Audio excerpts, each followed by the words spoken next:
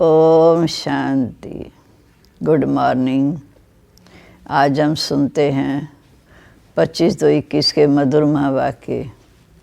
आज बृहस्पतिवार सतगुरु बाबा हमें आज के मधुर महावाक्यों में वरदान देते हैं कि बच्चे विकर्माजीत भव, खुदाई खिदमतगार भव। क्योंकि आज का वरदान हमारे जीवन को सफल करने वाला है। आज भोग का दिन भी है। हम प्यारे बाबा को बहुत प्यार से भोग लगाकर फिर वो स्वयं भी खाएंगे, सारे परिवार को भी खिलाएंगे, उनको शक्ति मिलेगी। बाबा कहते, मीठे बच्चे, तुम्हें याद में रहने का पुरुषार्थ ज़रूर करना है, क्योंकि याद के बल से ही तुम विकर्माजीत बनेंगे। प्रश्न है, कौन सा ख्याल आया तो पुरुषार्थ में गिर पड़ेंगे। खुदाई खिदमतगार बच्चे कौन सी सेवा करते रहेंगे। कई बच्चे समझते अभी टाइम पड़ा है, पीछे पुरुषार्थ कर लेंगे, परंतु मौत का कोई नियम थोड़ी है। कल कल करते मर जाएंगे, इसलिए ऐसे मत समझो कि बहुत वर्ष पड़े हैं, पिछाड़ी में गलब कर लेंगे। ये ख्याल और ही गिरा देगा। जितना हो सके याद में रहने का पुरुषार्थ कर, श्रीमत पर अपना कल्याण करते रहो। जितना हो सके याद में रहने का पुरुषार्थ कर, श्रीमत पर अपना कल्याण करते रहो। रूहानी खुदाई खिदमतगार बच्चे रूहों को सैल्वेज करने, पतितों को पान बनाने की सेवा करते रहेंगे। गीता ओम नमो शिवाय, ओम शांति। ये तो बच्चों को समझाया गया है कि निराकार बाप साकार बगैर कोई भी कर्म नहीं कर सकते हैं, क्योंकि देहधारी का सहारा तो चाहिए। कैसे आत्मा बोलेगी, पाठ बजा नहीं सकते। तो रूहानी बाप आकर ब्रह्मा द्वारा रूहानी बच्चों को समझाते हैं। योग बल से ही बच्चों को सतो प्रधान बनना है, फिर सतो प्रधान विश्व का मालिक बनना है। पहले योग बल से इस समय सतो प्रधान बनना है, फिर सतयुग में विश्व का मालिक बनना है। ये बच्चों की बुद्धि में है। कलब कलब बाप आकर के राजयोग सिखाते हैं ब्रह्मा द्वारा आकर आदि सनातन देवी देवता धर्म की स्थापना करते हैं। ज्ञानी मनुष्य को देवता बनाते हैं। मनो जो देवी देवता थे, सो बदल कर पतित शूद्र बन पड़े हैं। भारत जब पारसपुरी था तो पवित्रता, सुख, शांति सब थी। ये सिर्फ 5000 वर्ष की बात है। एक्यूरेट हिसाब किताब बाप बैठ समझाते हैं। इससे ऊंचा कोई है नहीं। 5000 वर्ष के से ऊंचा कुछ है नहीं। सृष्टि व झाड़, जिसको कलम वृक्ष कहते हैं, उसके आद्मदंत का राज ही बाप बता सकते हैं। भारत का जो आदि सनातन देवी देवता धर्म था, वो अब प्राय लोप है। देवी देवता धर्म तो अभी रहा नहीं। देवताओं के चित्र ज़रूर रहे। यादगार चित्र तो हमारे सामने हैं, श्री लक्ष्मी नारायण के देवी देवताओं के। ये तो भारतवासी जानते हैं कि सतयुग में लक्ष्मी नारायण का राज्य था। भल शास्त्रों में जो भूल कर दी है, जो कृष्ण को द्वापर में ले गए। वास्तव में तो श्री कृष्ण सतयुग का फर्स्ट प्रिंस, लेकिन भूल करके द्वापर में ले गए। तो बाप आकर भूले हुए को सत्य मार्ग दिखाते हैं। रास्ता बताने वाला एक शिव बाबा है। वो सब आत्माओं को मुक्ति धाम का भी रास्ता बताते। इसलिए उनको कहा जाता सर्व का सद्गति दाता। रचता एक होता है, सृष्टि एक है, वर्ड की सृजोग्राफी एक है, वह रिपीट होती रहती है। बार बार हर 5000 वर्ष के बाद फिर रिपीट होती है। सतयुग बीता, त्रेता, द्वापर, कलयुग, फिर है संगम युग। कलयुग में है पतित, सतयुग में है पावन। सतयुग होगा तो ज़रूर कलयुग का विनाश होगा। विनाश से पहले नई दुनिया की स्थापना होनी है। सतयुग में तो स्थापना होगी नहीं, क्योंकि वहाँ तो वर्षा है इस समय के पुरुषार्थ का। भगवान आएगा तब जब पति दुनिया है। सतयुग में तो है ही पावन दुनिया। पति दुनिया को पावन दुनिया बनाने भगवान को आना पड़ता है। अब आप सहज सहज युक्ति बताते हैं, पावन बनने की सहज सहज युक्ति बताते। मीठे बच्चे, अपने को आत्मा समझो, देही अभिमानी बन बाप को याद करो। कोई एक तो पतित पावन है ना, जो हमें आकर पतितों को पावन बनाते हैं। भक्तों को फल देने वाला एक शिव बाबा है, भक्तों को ज्ञान देते हैं। पति दुनिया में आकर ज्ञान सागर बाप आते हैं, आकर पावन बनाते हैं। पावन बनते हैं योग से। तो बाप कहते ये ज्ञान खुद भी समझना है, औरों को भी समझाना है कि पति से पावन बनते हैं योग से, पर युक्ति से समझाना होता है। बोलो वो बाप है, एक है लौकिक बाप, दूसरा परलौकिक बाप। दुख के समय परलौकिक बाप को ही याद करते हैं। सुख धाम में तो कोई याद करता नहीं। सतयुग में तो लक्ष्मी नारायण के राज्य में सुख ही सुख था, प्योरिटी, पीस, प्रॉस्पेरिटी थी। बाप का वर्षा मिल गया, फिर पुकारते क्यों?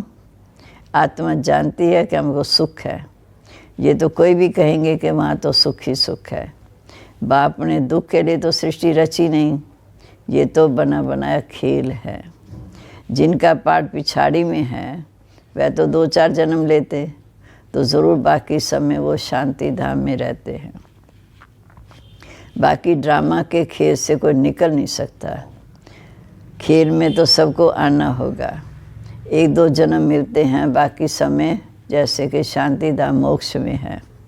आत्मा पाठधारी है। कोई आत्मा को ऊंच पाठ मिला हुआ है तो कोई को कम। इस समय के पुरुषार्थ के अनुसार कोई को ऊंच पाद है, कोई को कम। ये भी अभी तुम बच्चे जानते हो।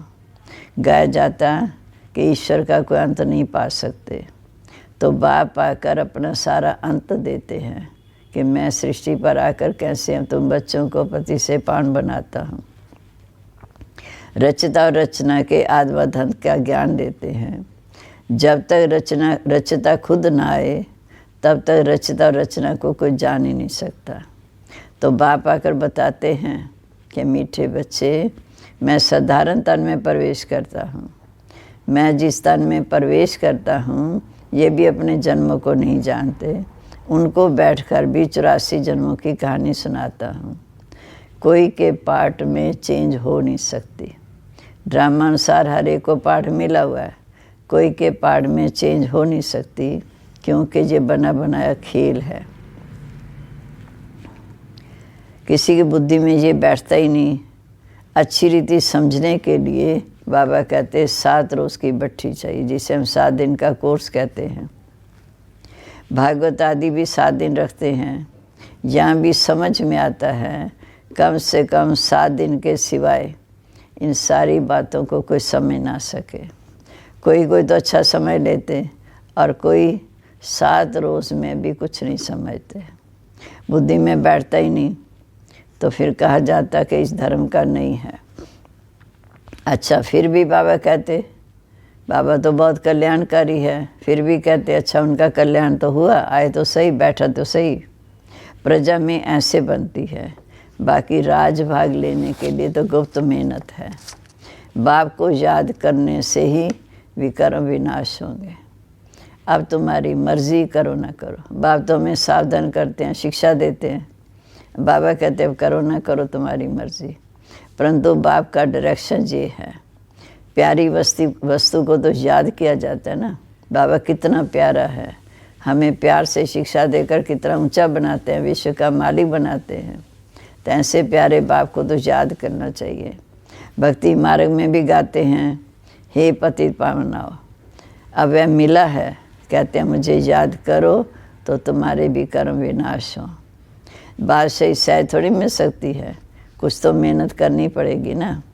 याद में मेहनत है, मुख्य है याद की यात्रा। बहुत याद करने वाले कर्मातीत अवस्था को पा लेते हैं। योग बल से ही विकर्मा जीत बनना है, कि भी योग बल से विकर्मों को जीता है। लक्ष्मी नारायण इतने पवित्र कैसे बने, जब कलयुग के अंत में कोई भी पवित्र नहीं है।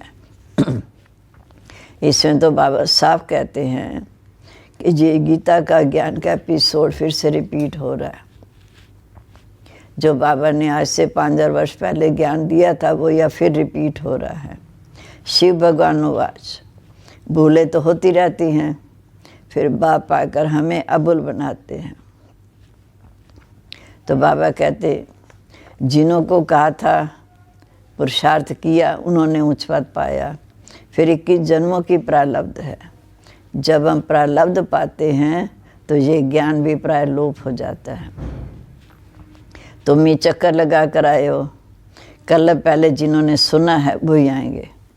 अभी तुम जानते हो हम सैपलिंग लगा रहे हैं मनुष्य को देवता बनाने की। ये है दैवी झाड़ की सैपलिंग। बैलो फिर उन झाड़ों का सैपलिंग तो बहुत लगाते हैं, दूसरे झाड़ जड़ झाड़ उनका तो सैपलिंग बहुत लगाते हैं। तो बाप आकर कंट्रास्ट बताते हैं। बाप दैवी फूलों का सैपलिंग लगाते हैं। तो बाबा कहते मीठे बच्चे देखो उनके प्लान क्या हैं, तुम्हारे प्लान क्या है। अपना प्लान बनाते हैं कि दुनिया बढ़े ही नहीं, फैमिली प्लानिंग करें जो मनुष्य जास्ती ना बढ़े, उनके लिए मेहनत करते रहते।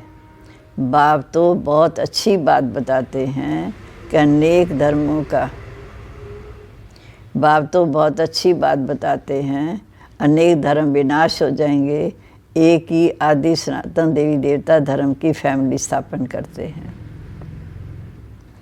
सतयुग में एक ही आदि सनातन देवी देवता धर्म की फैमिली थी, इतनी फैमिली नहीं थी। भारत में आज देखो कितनी फैमिली है, कोई गुजराती फैमिली, कोई महाराष्ट्र फैमिली। वास्तव में भारतवासियों की एक ही फैमिली होनी चाहिए। फैमिली ज़्यादा होंगी तो ज़रूर आपस में खिटपिट होती रहेगी, फिर सिविल वार हो जाती। तो बाबा कहते आज देखो कितनी आपस में लड़ाई है, देखो भाई भाई आपस में लड़ते हैं। सिख धर्म वालों को जास्ती सुख देने की रख जाती है तो उसके लिए पुरुषार्थ करते हैं। जब अंत होती है तो लड़ते लड़ते फिर सिविल वार हो जाती है। बड़ी लड़ाई जब लगी थी तब 2 बम छोड़े थे, अभी तो ढेर बम बनाए। ये समझ की बात है। तुमको समझना है कि ये वही महाभारत लड़ाई है। बड़े बड़े लोग जो भी हैं कहते हैं अगर इस लड़ाई को बंद ना किया तो सारी दुनिया को आग लग जाएगी। पर बाबा कहते आग तो लगनी है। ये तुम जानते हो कि इस समय बाप आदि सनातन देवी देवता धर्म की स्थापना कर रहे हैं। राजयोग है सतयुग का, वह देवी देवता धर्म जब प्राय लोप है, अब उनके चित्र हैं। बाप कहते कल पहले माफिक भी जो विघ्न पढ़ने होंगे वह पढ़ेंगे। ये ड्रामा बनाया है, हम सब ड्रामा के बंधन में बांधे हुए हैं। याद की यात्रा को कभी भूलना नहीं चाहिए। इसको परीक्षा कहा जाता है। विघ्न आना माना परीक्षा, इसको परीक्षा कहा जाता है। जो याद की यात्रा में ठहर नहीं सकते, थक जाते हैं। गीत है ना कि रात के राही थक मत जाना, सुबह की मंजिल दूर नहीं। इसका अर्थ भी कोई समझ ना सके। ये है याद की यात्रा। बाबा कहते यात्रा करते करते कभी थकना नहीं। सुबह की मंजिल दूर नहीं, अर्थात सतयुग आने वाला है जिससे रात पूरी हो दिन आएगा। आज कल पूरा हो फिर सुख शांति शुरू हो जाएगी। बाप ने ही मन मना भाव का अर्थ भी समझाया। सिर्फ गलती जो गीता में श्री कृष्ण का नाम डालने से वो ताकत नहीं रही। अब कल्याण तो सबका होना है। गोया हम सब मनुष्य मात्र का कल्याण करना है। भारत खास दुनिया आम, सबका श्रीमत पर कल्याण होना है। कल्याणकारी जो बनेंगे तो वर्षा भी उनको मिलेगा। जो अपना कल्याण कर दूसरों का कल्याण करेंगे तो वर्षा उनको मिलेगा। याद की यात्रा के सिवाय कल्याण हो ना सके। अब तुमको समझाया जाता है। ये तो बेहद का बाप है। बाप से वर्षा मिला था। भारतवासियों ने 84 जन्म लिए। पुनर्जन्म का भी हिसाब है। कोई तो समझते नहीं कि गीता वही टीकाएँ अनेक लिख दी, गीता से ही भागवत बड़ा कर दिया। अब गीता में तो है ज्ञान, भागवत में है जीवन कहानी। वास्तव में बड़ी गीता होनी चाहिए। ज्ञान का सागर है शिव बाबा, उनका ज्ञान तो चलता ही रहता है। वह गीता तो आधे घंटे पढ़ लेते हैं। अब तुम ये ज्ञान सुनते हो, दिन प्रतिदिन तुम्हारे पास अनेक लोग आते रहेंगे, माने ज्ञान सुनने के लिए अनेक आते रहेंगे, धीरे धीरे आएंगे।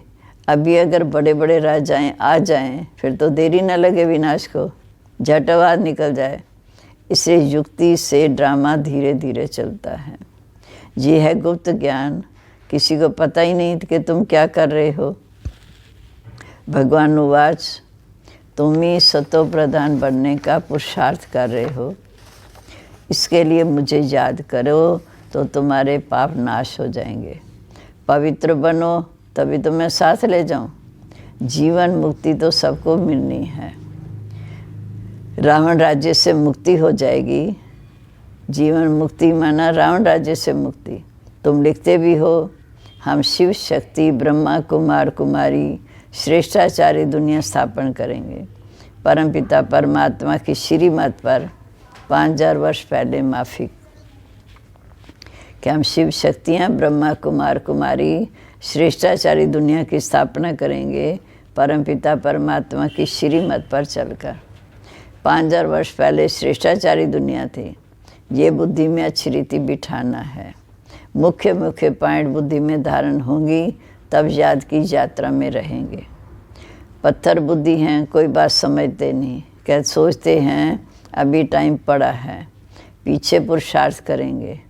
परंतु बाबा कहते मौत का नियम थोड़ी है।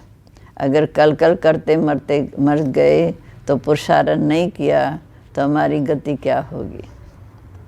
जो सोचते हैं बहुत समय पड़ा है, पिछाड़ी में गैलब कर देंगे, ये ख्याल आना माना गिरती कला।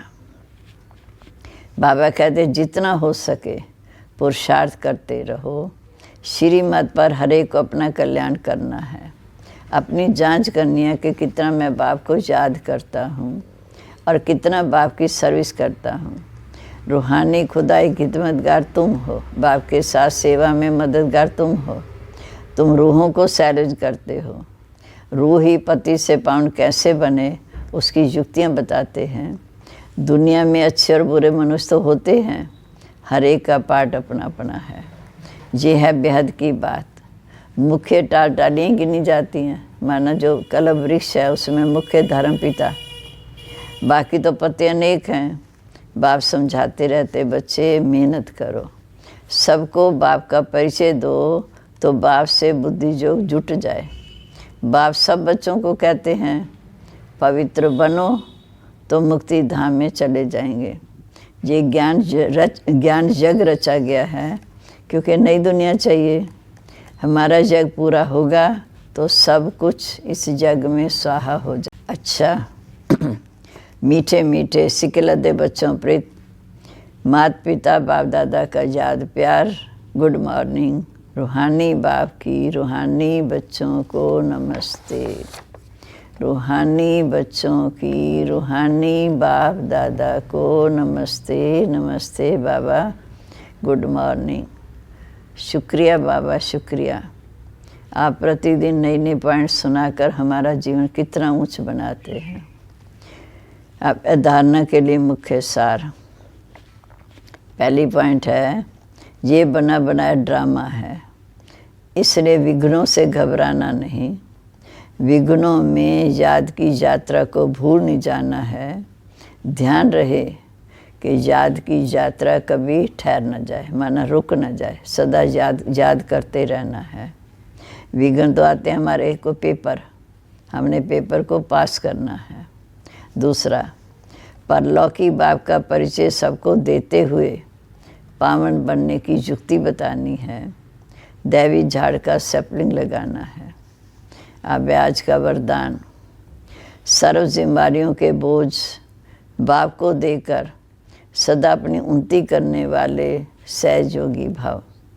जब हम बुद्धि के सब जिम्मेवारियाँ बुद्धि से बाप के हवाले करते हैं तो हम हल्के हो जाते हैं। तो बाबा ने कहा सर्व जिम्मेवारियों के बोझ बाप को देकर सदा अपनी उन्नति करने वाले सहज योगी भाव। जो बच्चे बाप के कार्य को संपन्न करने की जिम्मेदारी का संकल्प लेते हैं उन्हें बाप भी इतना ही सहयोग देते हैं। सिर्फ जो भी व्यर्थ का बोझ वो बाप के ऊपर छोड़ दो।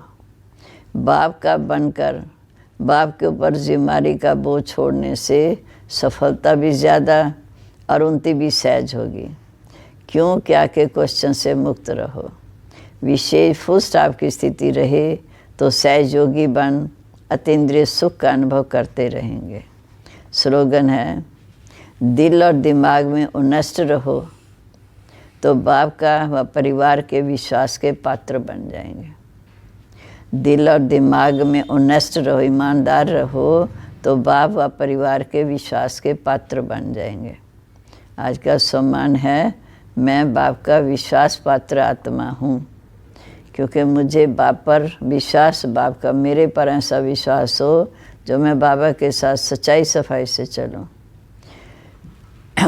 जितना ईमानदारी से सच्चाई सफाई से चलते हैं उतना हम उनके प्यार के पात्र बनते हैं।